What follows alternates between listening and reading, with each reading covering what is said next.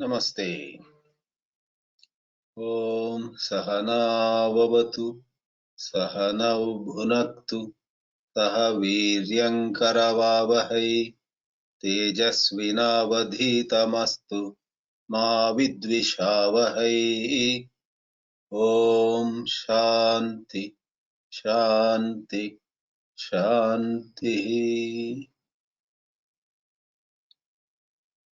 The topic for this webinar, the law of karma, is of great interest to a lot of students. However, as they go deeper and deeper into Vedanta, and especially as they are equipped with purity of mind, Chitta Shuddhi, they realize that the law of karma is not the ultimate truth. Students of the Vedanta many times get confused because in certain portions of the Vedas or the Upanishads, the law of karma seems to be upheld, and at certain other places, karma seems to be dismissed. Without wasting time, I go straight into a mantra which is an example of emphasizing how our karma, what we did, what we are doing, and what even we will do, is going to determine not only our tomorrow, our next year, but even our next life. In Kathopanishad, Lord Yama uncompromisingly says, I'll first mention that expression, yatha karma, yatha shrutam. Your next life will be decided by what kind of karmas you have done in this life and even previous lives. That is the meaning of yatha karma. And what kind of learning, sanskaras, what kind of impressions you have gathered in the present life. Yoni manye prapadyante sharirattvaya dehinaha sthanu manye anusanyanti yatha karma yatha shrutam is the thunder of Lord Yama, chapter 2, Valli 2 and 7th mantra. In Bhagavad Gita also, Bhagavan Sri Krishna emphasizes. For example, in chapter 14, he says, Karmanaha sukratasyahu satvikam nirmalam phalam rajasastu phalam dukkham, and so on. In fact, he speaks explicitly in chapter 14 about how sattvika karma, rajasa karma, and tamasa karma lead to corresponding kinds of future life. For example, rajasi pralayam gatva karma sangishu jayate. If one has been living in a rajasic fashion, and accordingly at the time of death, one's mind is full of ambitious thoughts, angry thoughts, or thoughts of settling score with somebody, refusing to forgive or forget. That is called dying in a rajasic state of mind. Then in the next life, he will be born among people or in such a family where all such talk is constantly going on. Karma sangishu. All are talking about achieving, winning, clinching this issue, or taking revenge with somebody, teaching somebody a lesson, and so on. That is the meaning of karma sangishu jayate. And not only Upanishads, but Gita also, at some other places, talk about complete erasure of karma. karma becomes a non-issue in those shlokas or mantras. To quote an Upanishad mantra first, the famous, very poetic mantra of Mundaka Upanishad, second Mundaka, second Khanda, and eighth mantra goes bhidyate hridaya-granthih chāsya sarva sanshayah ksheeyante chāsya karmāni tasmin drishte paravare. When you have that sight, that vision of the Supreme Truth, ksheeyante cha asya karmāni. All karmas go away. So some places it appears karma decides everything, and at certain places it appears karma is pushed out of the door, shown the exit. Maharshi Ramana also in his literature talks about how it is dushkarma, bad actions we have performed in previous lives or in the earlier part of this life that keeps us bound. In chapter 7, in a very beautiful, simple shloka, he says, Maharshi Ramana, chapter 7 of Ramana Gita, Yat karma sukritam proktam manovakkaya sambhavam tat karma dushkritam hanti manovakkaya sambhavam.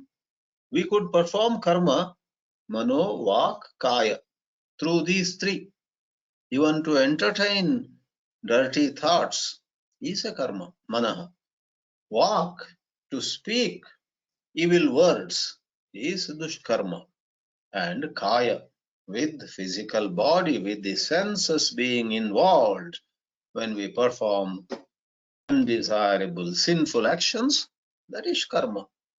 Maharshi, on one hand, thus endorses the law of karma.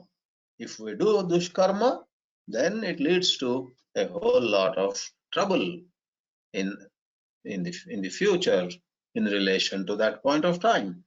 But the second half of that shloka says, if with the same three equipment, that is manaha, vak and kaya, if we do sat karma, it's never too late. Anytime we can say, all right, here onward, I'm going to do good actions.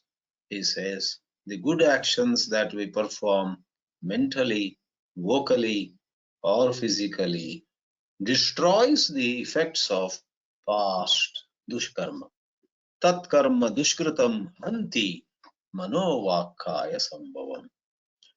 Maharshi Ramana thus is very much aligned with the vision of the Upanishads and of the Bhagavad Gita. I have not come across a single place where Ramana Maharshi has some view which is diverse or which is not in line with the teachings of Upanishads and Gita. He says in Saddarshanam, all karma has no meaning, has no place if somebody knows that he is not a karta at all. Karomi karmeti naro vijanan badhyo bhavet karma phalancha bhoktum vichara dhuta hradi kartata chet karmatrayam nashyati saiva mukti. All the three kinds of karmas, prarabdha karma, sanchita karma, agami karma, these are the three kinds. Karmatrayam nashyati. For whom? For that person. Unfortunately, you and I are not in that camp yet. We are on way, I guess. For that person who knows I am not a doer. Vichara dhuta hridi kartrata chet. If kartrata, the sense of being a doer, or the sense of I did that. In 1977, I did that. And in 1991, I did that.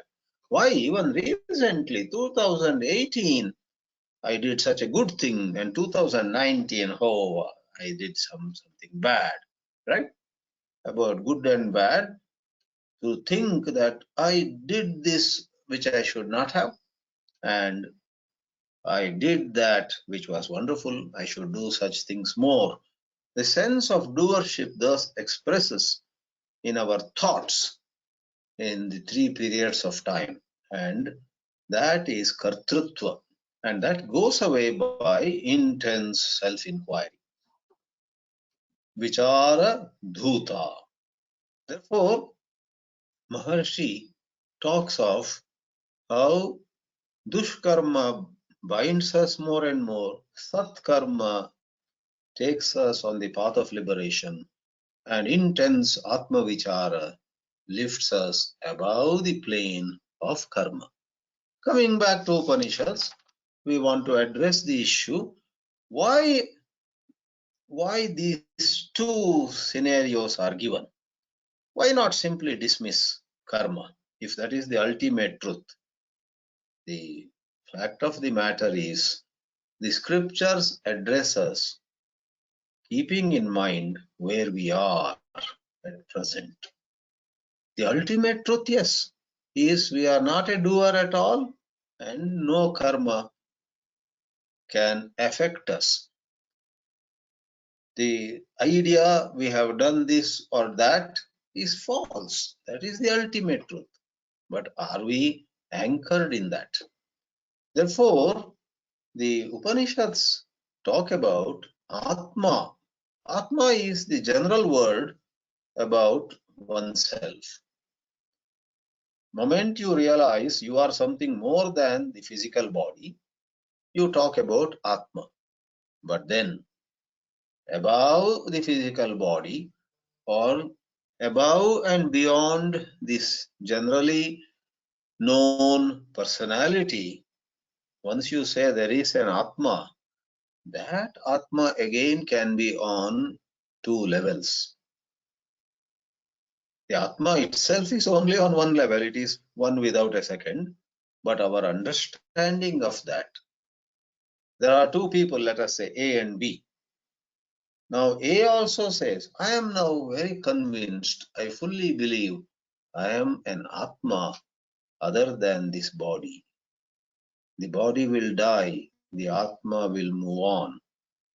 Now B also says, the body will die, the Atma will not die. Now suppose B is an enlightened soul.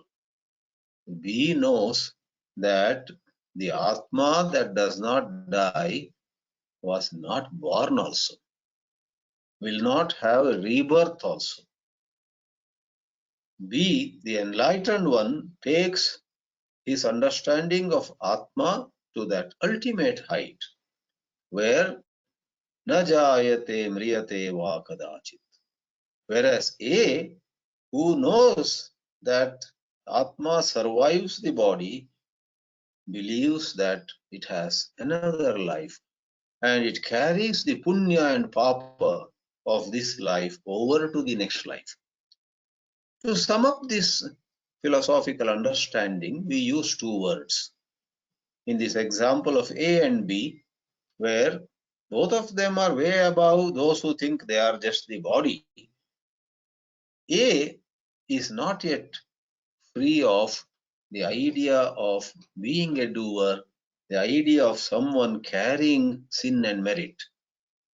And B, he has gone further above. And B knows the avikari Atma. To sum up this, two words are used by the great commentators like Adi Shankara. Adi Shankara says, some people are stuck at sansari Atma. They perform yajna, they perform yaga, they do tapas, they do austerities, they study the Vedas, and they may have special powers. They may read others' mind, they may walk on water, they may have tremendous supernatural powers. They may be able to fast for days on end. They may be able to burn something with just looking at it with fierce eyes, or they may even heal the sick. There are many powers that may come to a certain person who has done a lot of spiritual practice, for he has understood that he is way above what ordinary science describes our existence. But if he is still caught in the idea of I am a person, I am different from her, I am different from her or from him, I am a person and I am subject to further evolution, and at one time I was way down, whatever. In this way, A thinks of himself as subject to change and has hope, has the dream of getting enlightened also one day, but conceptual. He has that concept. He is at the level of sansari Atma. Sansari means transmigrating, moving, evolving or devolving, gathering certain powers and uh, strength, or losing powers and strength too. Sansari Atma is within time and space, maybe way beyond the world that you and I know. The Sansari Atma may have knowledge of Swarga, Naraka. Sansari Atma may have extraordinary, superhuman knowledge, but still it is Sansari. That is subject to law of karma. The second one is Asansari Atma. I am, full stop. I am, period. I am, not just saying, but there is an awakening. There is a clear understanding.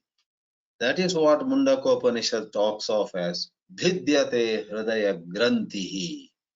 All the knots, K-N-O-T, knots of doubts in one's heart are cut asunder. So, if you understand that the moment the word Atma is used, things are not very clear in what sense it is used. Are we talking of the Sansari Atma? Or are we talking of the Asansari Atma? Upanishads are mainly concerned with Asansari Atma. That is moksha. To realize the Asansari Atma is moksha. To realize the Sansari Atma also is quite a high level, but that is not yet complete freedom. So let's take a look at how not just Kata or Mundaka, but practically all Upanishads talk about this law of karma. We have Ishavasya Upanishad, the short Upanishad with only 18 mantras. A lot of people would have studied it. It talks about how karma normally binds us. But if we are selfless, then na karma lipyate nare, second mantra. Again, in the mantras 9, 10 and 11, using the word avidyā for karma. There's a little technicality there. Adi Shankara clarifies it very beautifully.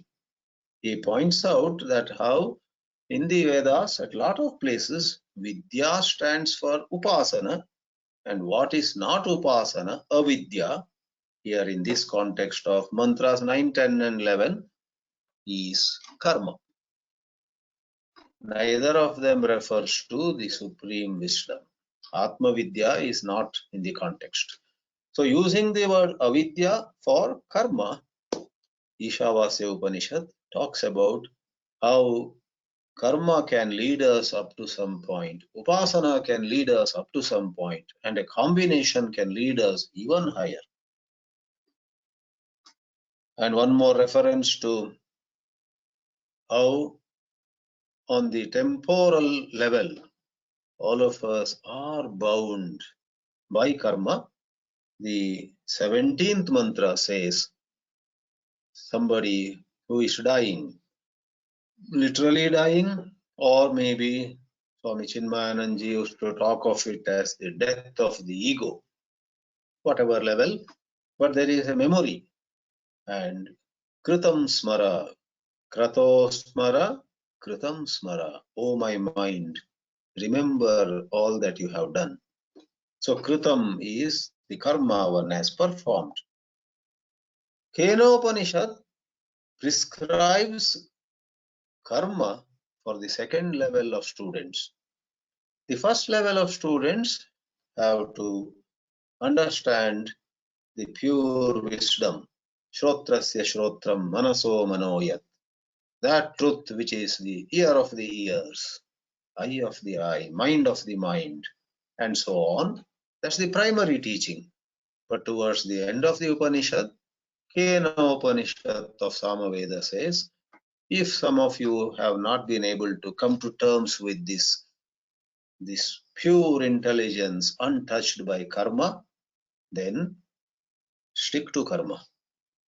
For you to gather yourself, your energies, and to be competent, to be fit for brahma-vidyā, tasyai brahma-vidyāyai tapo damaha karma iti pratishtha.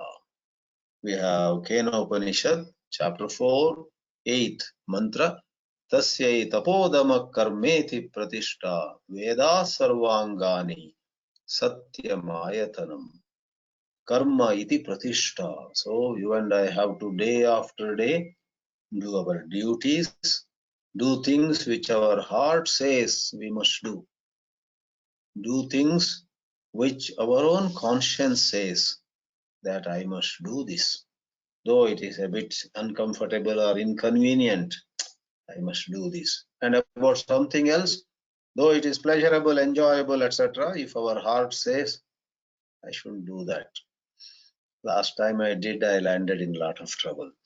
And Shastra also says these are not to be done.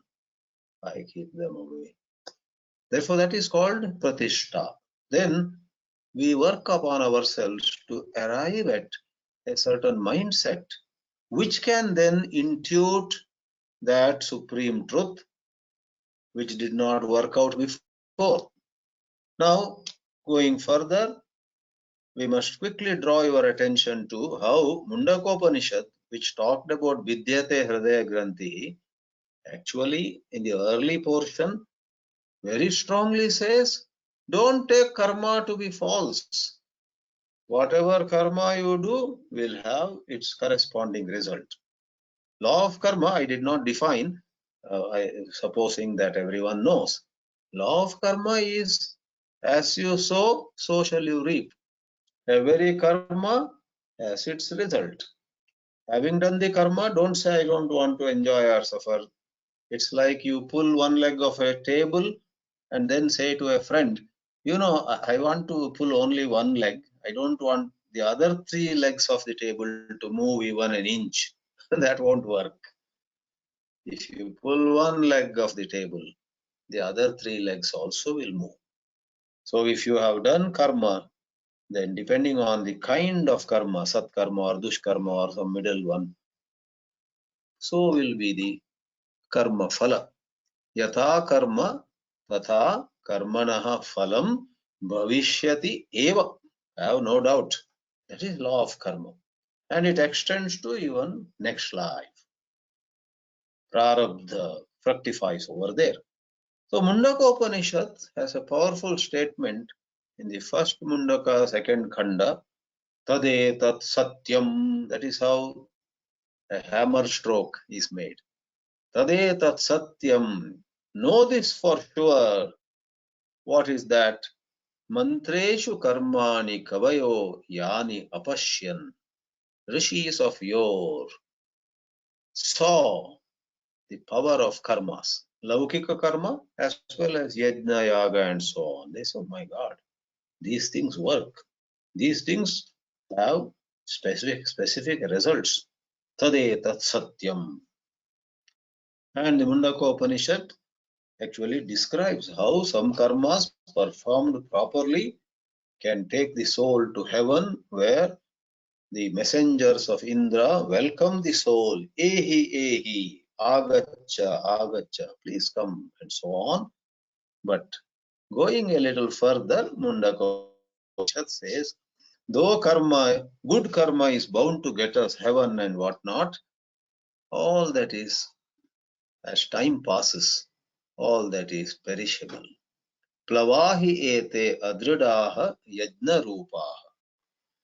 Like a boat or a simple boat-like structure, which after some use gets torn into pieces, no more usable, something not strong enough. Adridaha, drida means strong, which will stay with you. But adrida means satkarma also has limited result. Because it is limited, its result also is limited. Alpa leads us to alpa only. From alpa you cannot get ananta. Therefore, the famous mantra of Mundaka goes, Parikshya lokan karmachitan brahmano nirvedamayat.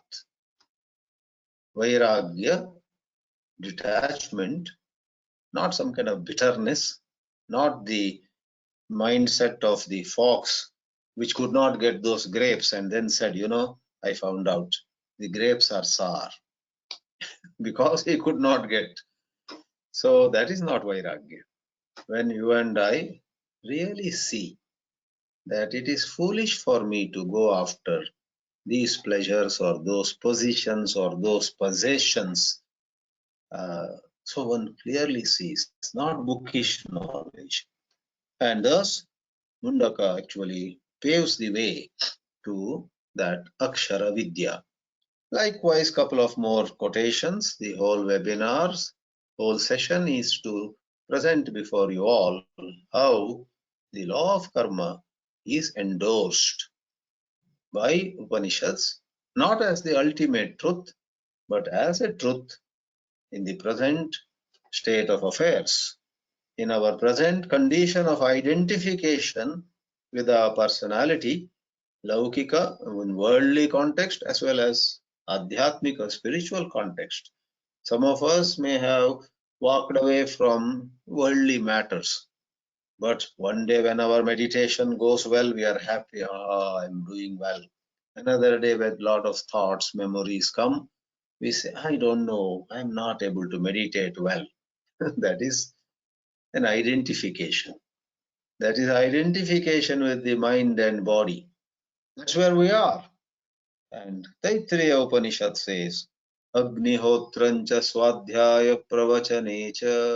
It emphasizes performance of Agnihotra and such works. Deva Pitra Karyabhyam na pramaditavyam. It asks us to do Deva Karya, Pitra Karya, etc. without fail. And the teachers in that famous convocation address in the first valli of Taittiriya Upanishad say, whatever good actions you people, oh dear students, whatever good actions you have seen around us, about us, please do them. Yani anavadyani karmani tani sevitavyani. And if you notice that we are into some undesirable actions, how humble and sweet of the teachers to say that. If you have seen certain things about us which are not worthy of following, please don't follow. Give them up. Right? And lastly, Chandogya and Brihadaranyaka. The very first chapter, the very first section, 10th mantra, has emphasis on karoti. Yadeva vidyaya karoti, shraddhaya upanishada, tadeva viryavattaram bhavati, says Chandogya. If you do something with knowledge, with faith, and with concentration, uniting your mind to what you are doing very well, let the mind be where the hands are, as they say, then that will be very, very effective. And I quote finally, Brihadaranyaka. In Brihadaranyaka, in a certain chapter, that is chapter 3, you have Yajnavalkya, who otherwise talked that Brahmajnana which is above karma, above law of karma. But in this particular context, see, it is all context specific. In this context, sage Yajnavalkya and another Vedic scholar whose name was Jaratkarava Arthabhaga. Let's just take one part, Arthabhaga. This Arthabhaga and Yajnavalkya go for a long discussion, even as all other scholars are watching. What's happening between these two? What did they discuss? Finally, they come out and tell the whole assembly. They say, we actually did not discuss anything else but the importance of karma, the importance, the efficacy, the effectiveness, the truth of karma. Yatha karma, tata phalam. As you sow, so shall you reap. And that is expressed here, tau uchatuhu. All of you know the word uvacha. If it is one person, we say Arjuna uvacha, Dhritarashtra uvacha. But if it is two people, Arjunascha, Krishnascha, uchatuhu is dual. If it is more than two, there is a plural also, uchuhu. Uvacha, uchatuhu, uchuhu. So the word is uchatuhu, Yajnavalkyascha, Arthabhagascha. Tau uchatuhu, karmaha eva tad uchatuhu. They talked about karma only.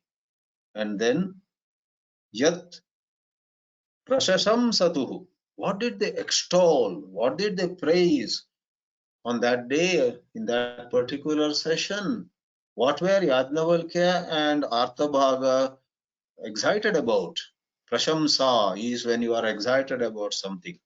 When you and I get excited about some development. You know, let's hope the corona vaccine will be found very soon. And one day, if 100% surely the vaccine is found, the drug is found, the medicine, the cure is found, then it will be the talk of the town everywhere. Nobody will be talking about anything else. Today, nobody is hardly talking about anything else except the sad part of corona. There was a comic strip other day which came around. Normally, you know how Devarshi Narada goes everywhere saying Narayana, Narayana, Narayana. And that comic strip shows it's just a humor. And this Narada went all over the earth and then he went to Mahavishnu. And poor Narada, being so influenced by what was going on the earth, enters Vaikuntha. And for the first time in all these thousands and thousands and thousands of years, rather than entering saying Narayana, Narayana, he says Corona, Corona. And Vishnu is surprised. What are you saying? Corona. A comic strip. So what did Yajnavalkya and Arthabhaga talk about? Karma eva prashasam satuhu. Karmaha eva tat prashasam satuhu. And what did they say essentially? Simple. Punyo vai punyena karmana bhavati, papaha papena iti. If you and I do punya karma, we will go to punya loka, we will go to punya kutumba, punya parivara, punya families. That means meritorious places where the culture is so good, where it facilitates our further growth. But if we do papa, we get into such company, we get into such environment, we get into such places, alas, the sinful tendencies will further be encouraged.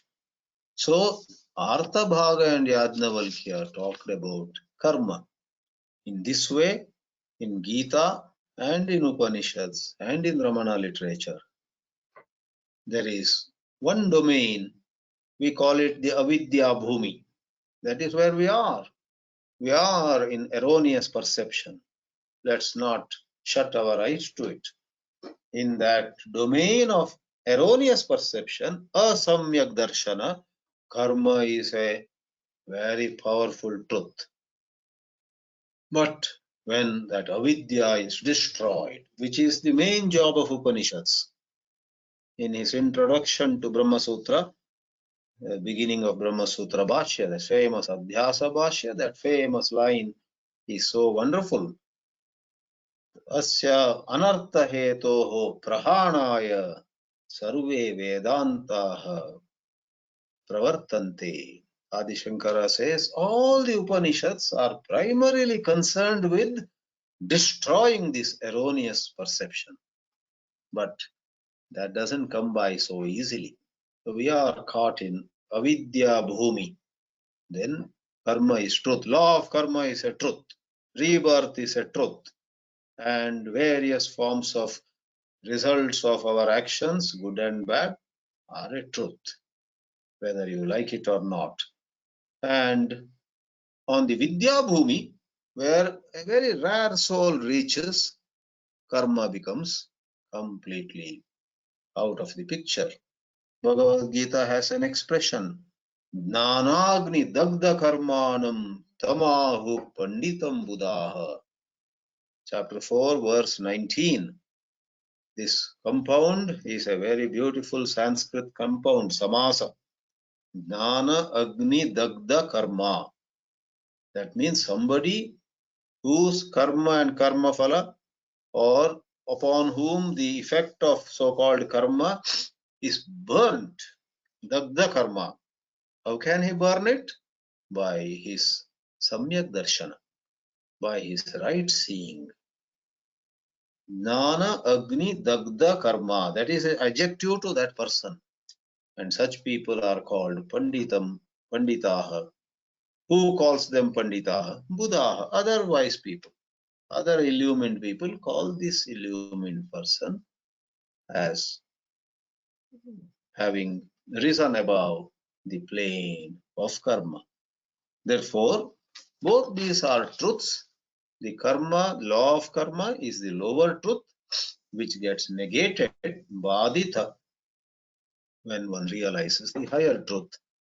The higher truth is the pure self doesn't act at all, leave alone the issue of suffering or enjoying the result of action. This is where we stand with regard to law of karma. Om Namo Bhagavate Vasudevaya.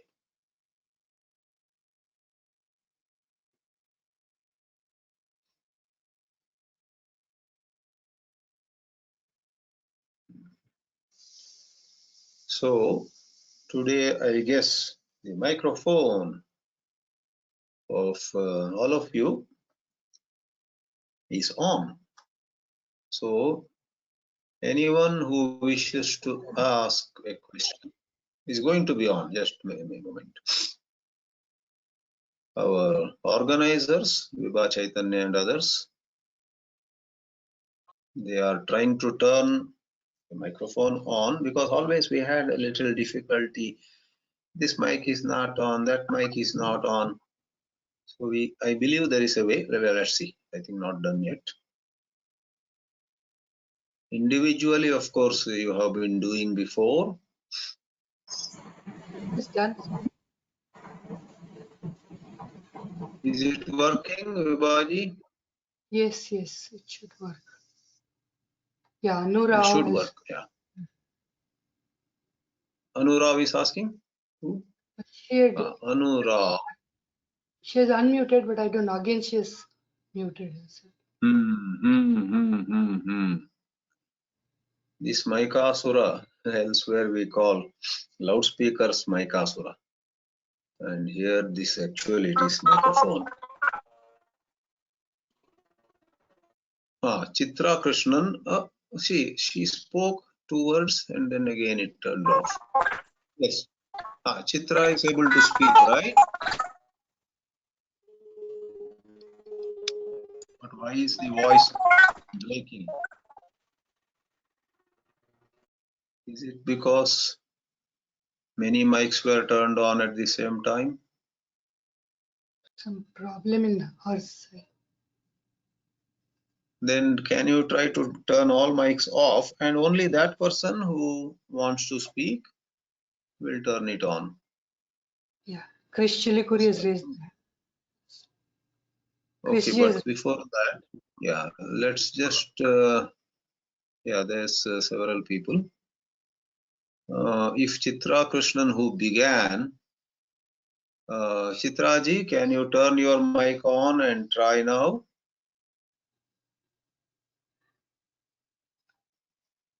Her hand was not raised. Hand was not raised, correct. Only her mic turned green. I mean, she must be trying it. That's all. Oh, okay. Yeah, everyone should know that you can ask the question by text also.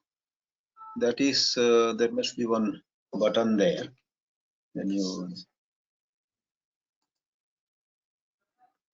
Okay, so who else you said had?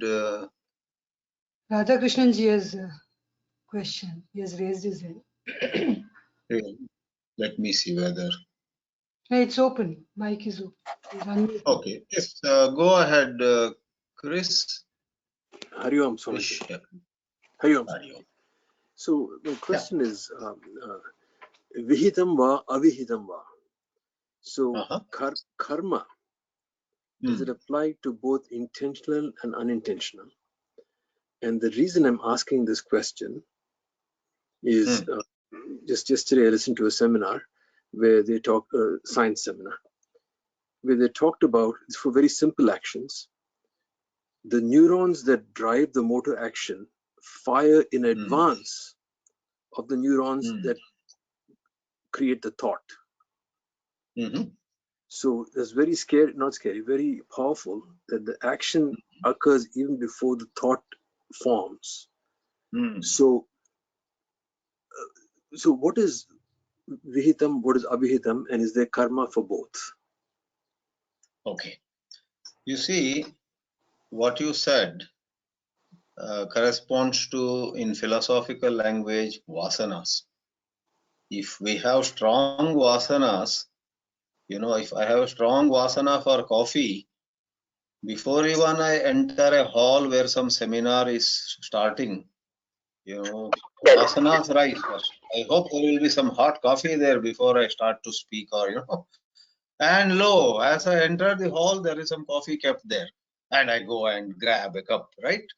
So before even actually I grab the cup of coffee, the vasanas are already asking. But now vihita is a different pair of words. Vihita means what is prescribed. Avihita means not prescribed, but in the context, avihita is what is prescribed as not to be done. Nishiddha. So various classifications exist for karma. You know, do's and don'ts, desirable and undesirable. It is my misunderstanding. So I'm sorry. It is my misunderstanding. You perhaps took the expression from that famous shloka, Karacharana kritam va kayajam karmajam va, right? Shravana nayanajam va manasam va paradam vihitam avihitam va sarvam etat kshamasva jaya jaya karunabde Shri Mahadeva Shambho. So there it is generally explained, vihita, something was prescribed and I did not do. That is the sin of omission. Avihita, something was asked of me not to do, but I went ahead and did. That is sin of commission. That is, so I have committed two sins. I did what I should not have done, and I did not do what had to be done. O Mahadeva, O Paramashiva, forgive me. Tat kshamasva. Jaya Jaya Karunabde, Shri Mahadeva Shambhu. Tat sarvam kshamasva. All right. Anyone else is successful in turning the microphone on? I think there is Juhi. Yeah, let's take one text question. Juhi Bose has a question. It's saying we are muted by the organizer. We are unable to unmute. Oh, so hers is a technical comment. Yeah, we are trying to handle it. Meanwhile, Sham Sundar has a question. Upanishads say we have to hear these talks on Upanishads only through a guru. What we hear from you, such enlightening talks, could we consider it as talks from a guru? we wholeheartedly consider and accept you as a blessed guru. See, these are to be decided finally by the Supreme Lord. All I can say is your Shraddha, your good sentiment, your receptivity will never be a waste. So whether it is me or X or Y, so this person who is speaking at a webinar or in some setting may be on a high level or may not be. We don't know. But your Shraddha, if you are very receptive and you have a very pure and sattvic mind, wow, this is what I must now understand, I must do. So your Shraddha will never be wasted. Therefore, keep up your Shraddha. Keep up your good faith. However, never go for blind faith. If tomorrow you find out some terrible side of a speaker or a guru, thank him. Oh, I thank you for whatever I got, but now I realize you have some limitations. That's all right. And you may find, as you evolve, you may find the same wisdom coming from some higher, better source.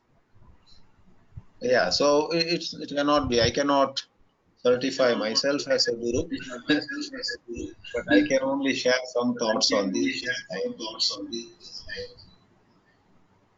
Okay, Ashok Kulkarni has a question. Can avidyā be known by meditation alone?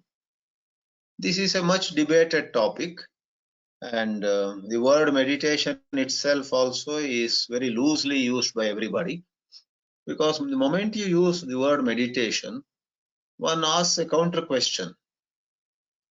The first question is, can I realize Brahman through meditation alone? Counter question is, what kind of meditation are you doing? Do you have a proper understanding of your meditation? You say you meditate on God. What is your idea of God? In this way, everything can be shaken. But anyhow, in the Vedanta tradition, meditation happens following right understanding. And right understanding takes place by study. Some may have to study for years, some others may study briefly. That depends on their purva sanskara, their chitta shuddhi, etc. Therefore, the simple question, can avidyā be removed by meditation alone, cannot be answered in yes or no so easily. So many associated factors exist. Let me quickly check. Vishwanath Bokkasam says, how to avoid vasanas. Yeah, they asked this to Sri Ramana Maharshi, and he said, scorch the vasanas. Scorching means, how you put something in the hot sun and the whole thing gets dried up.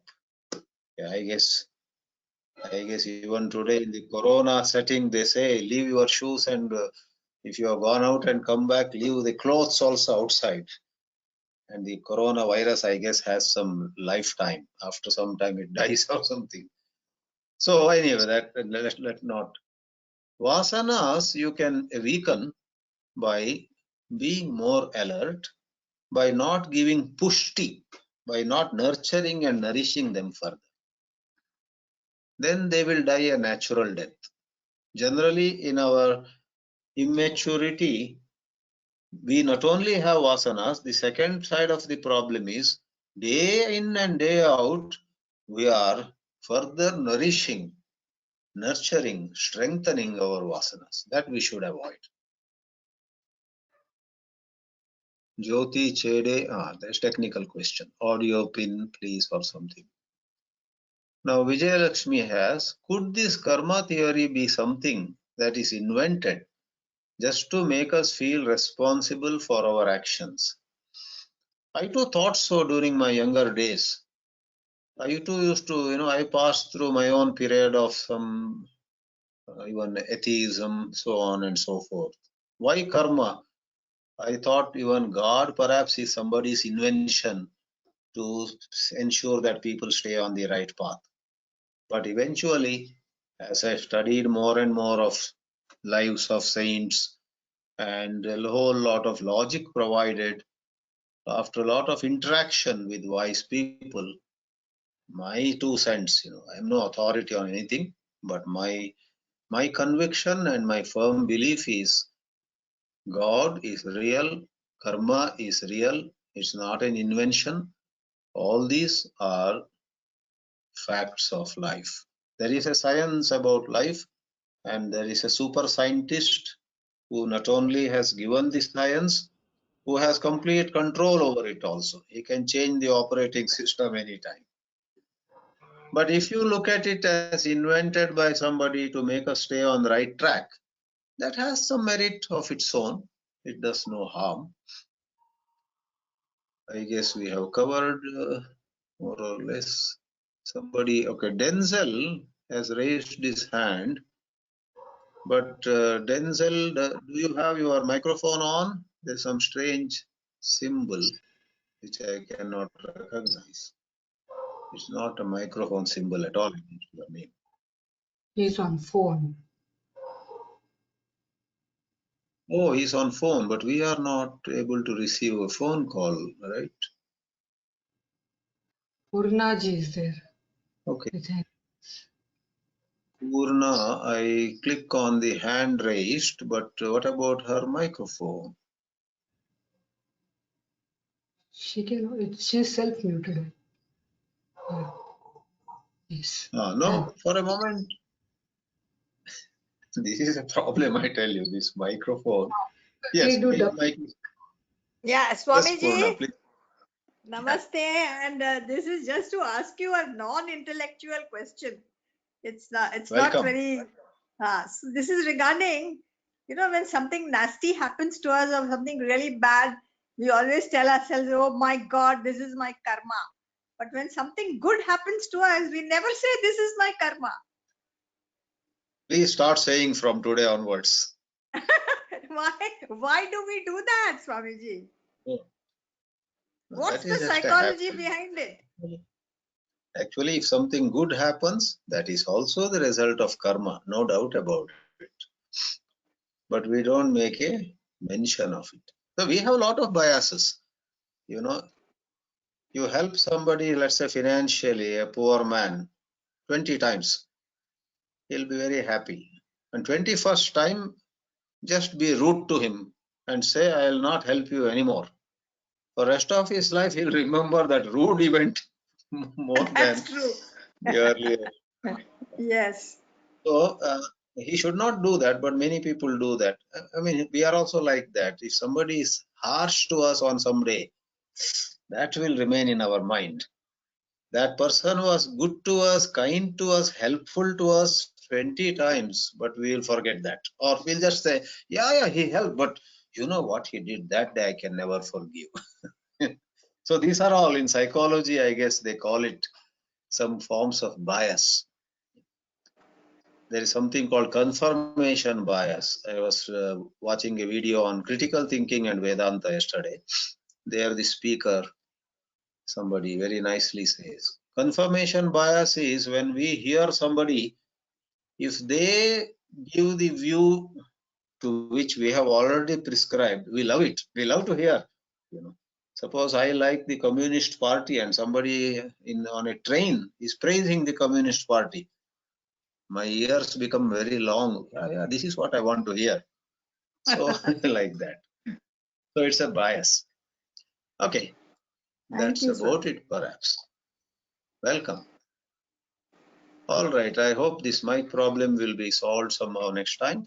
But for now, thanking all of you for your enthusiastic participation. Hari Om. Good night to people in India and good day to others in US and so on. Om Namah Shivaya. Pranam Swamiji. Namaste.